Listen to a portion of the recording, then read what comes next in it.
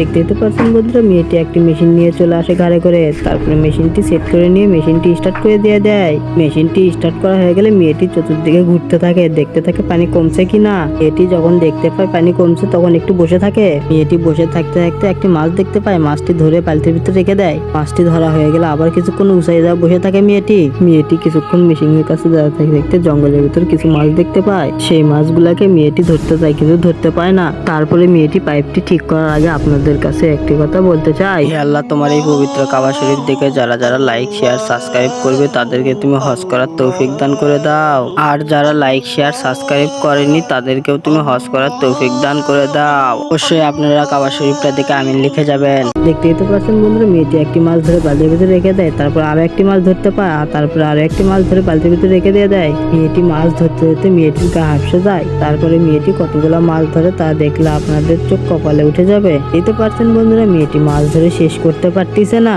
বন্ধুরা, মেয়েটি শেষে কতগুলো মাছ ধরে তা দেখলে আপনারা অবাক হয়ে যাবেন। বন্ধুরা, আপনারা সবাই দেখতেই তো পাচ্ছেন শেষে কতগুলো মাছ ধরেছে মেয়েটি।